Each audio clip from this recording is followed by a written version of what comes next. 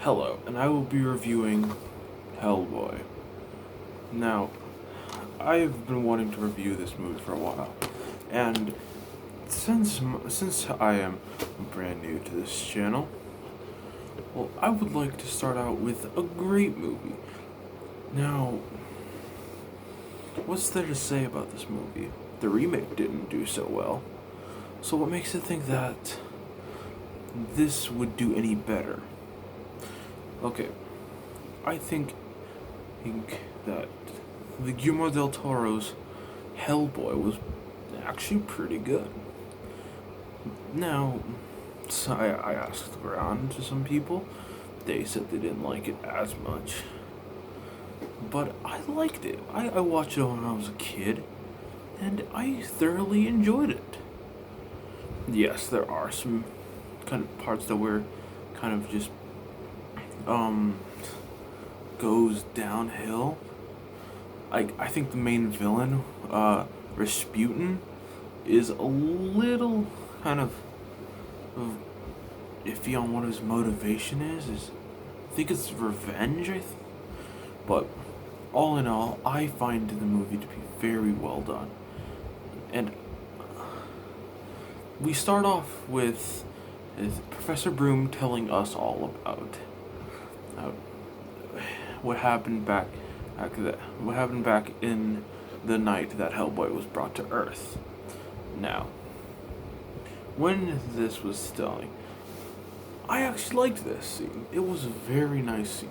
It started off very great. I'm saying very too much, but okay. But we get some good exposition up right onto us. Not a lot of people like that. But then we keep going on, and as we keep going on with this whole scene, we get Professor Broom stopping Rasputin from opening a portal and unleashing the seven gods of chaos, and then setting free a minor kind of devil onto Earth. It's a child. And now Professor Broom finds this child and raises it to be his own. Now, this is also a nice touch that the reboot didn't really do too well. Professor Broom, he's a sympathetic character. You know, not that the reboot didn't do well with Professor Broom. I actually thought the new Professor Broom to be hilarious, but I do like the old one. Sorry, I'm gonna go on with the reboot, but then we cut to present day, and we are introduced to John Myers, who is pretty much what we would be in that scenario. He gets a job at the BPRD to pretty much be the new caretaker, the nanny of sorts, to Hellboy. Now, this wouldn't be a bad thing, and as a matter of fact, I think it's a great idea to have someone on who can help us understand the whole Hellboy scenario. But then he meets Ron Perlman's Hellboy. This is one of the best intros I've ever seen. And I wish Hellboy could be a little more, or maybe like his like comic book state. But I think Ron Perlman did a great job in this. Not saying he's at all gonna be good at most parts, but he did a great job. It was a nice little touch. Then, and as we keep going along, we find out that some of Rasputin's members or kind of followers go and find him, and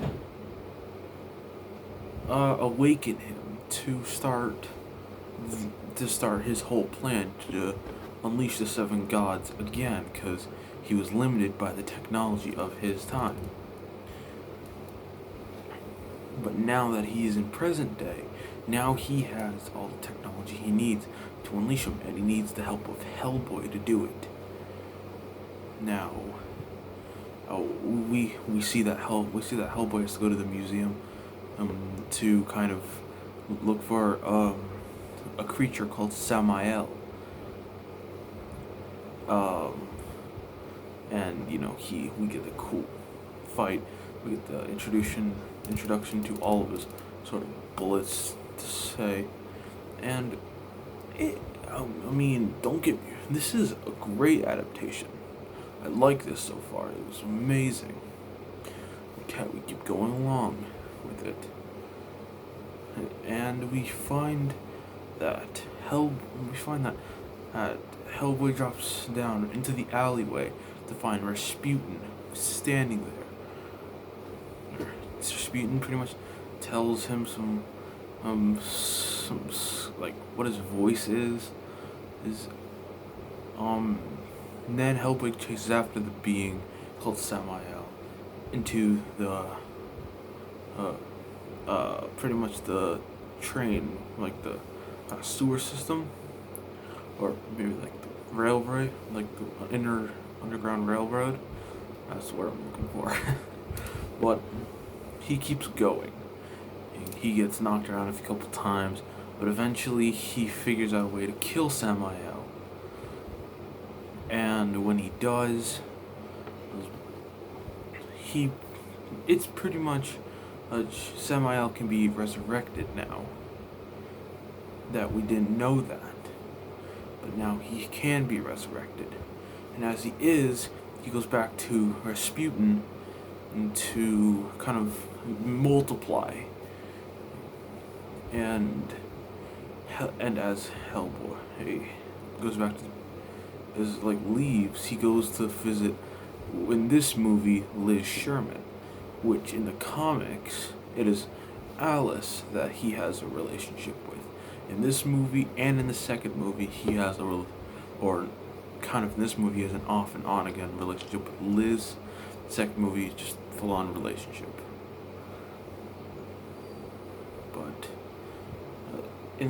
But he goes to Liz. He has to go back. He finds out that he was actually that creature Samael laid 3 eggs in his arm, and then they go back to hunt down to see if the Samael creature laid any more eggs, so it wouldn't spread. They find out it did. It laid a lot more eggs, but that was because of Rasputin. And they keep going on. They fight him again, and they bring Carl Rupert Cronin back to the BPRD, to where he can be studied by Professor Broom. And we find out that he has been dead for quite a while, but his blood has turned to dust, and it's really cool because the makeup looks amazing. And that's another thing. The makeup in this movie is amazing. I love it. It is beautiful. Back to where we were doing. But pretty much after he goes back, Cronin, which we call him Cronin, kills Professor Broom as a plan for Rasputin to lead Hellboy to Russia or Moscow. And as he is led to Moscow, he has to take someone that he doesn't like, but a guy who's trying to make sure the BPRD is staying kind of under the radar. Now, do I like this character? No. I think that's probably why. I think he's purposely not supposed to be liked. And honestly, it's a great concept. I like it. I like how he's like purposely not like I don't like the character, obviously. I just think it's a cool concept. But we go back to they find a little body in the ground that helps them guide to the sort of kind of plane, this little underground fortress that someone had built a long time ago. Oh, and then they kind of encounter a giant. Oh yeah, wait. First, they all get separated. They have to go different paths. Hellboy has to pretty much face a giant and hammer that just swings, and like knocks the bridge out, almost killing him. He narrowly escapes. You know that all that. And then they go to then we get to the final act, which is pretty much Hellboy finds Rasputin with Liz. Now, Rasputin kills Liz for a short amount of time, so Hellboy can unleash the seven gods of chaos. Now, at this moment, pretty much Hellboy becomes the king. And if he keeps going on like this, he could rule the world with Liz Sherman by his side. He is then reminded on who raised him and who gave him that option to be a better person than what they made him. And in the end, our character that we've been knowing for a little bit,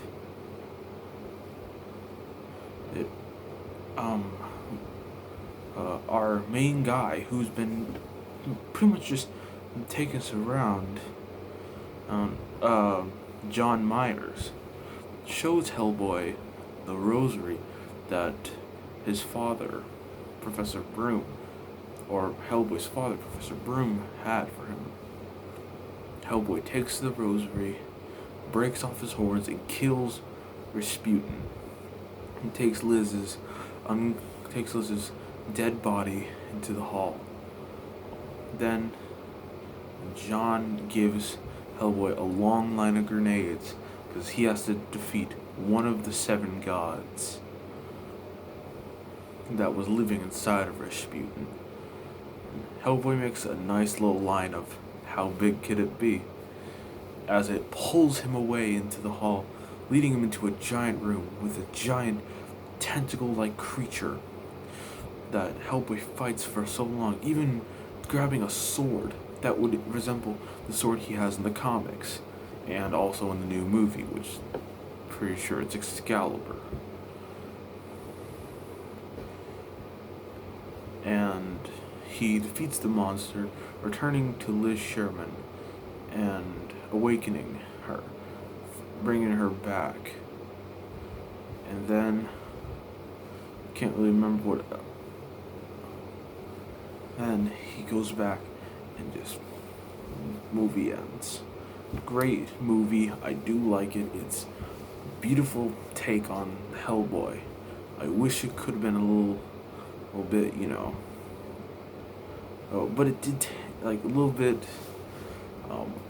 better with the villain, because the villain only wants to unleash the seven gods of chaos, not really having a motivation to do it. We don't really get the backstory of why he wants this to happen, but they did draw a lot of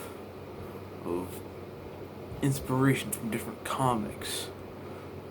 I can name, and there are two comics that I will name, which is Wake the Devil and Seed of Destruction. Now, in those comics, since Seed of Destruction, Hellboy has to fight Rasputin, well, he has to face these frog things. They turn these frog things into what we know in the movie as Samael. And in Wake the Devil, it's pretty much just more fighting Rasputin, but also going to the kind of snowy biome that we know that, as my knowledge, is in Russia for the movie. And Guillermo del Toro had a great idea, and it turned out perfect. The second one was even better. Now, if you guys want to see more of this, please hit that like button, and I will be reviewing Hellboy 2 next week. And until then, you guys stay safe out there. Always wear these. And remember, you're protecting everyone by keeping those masks on. And I'd like to, and this movie is what we all know as Hellboy. Thanks for watching.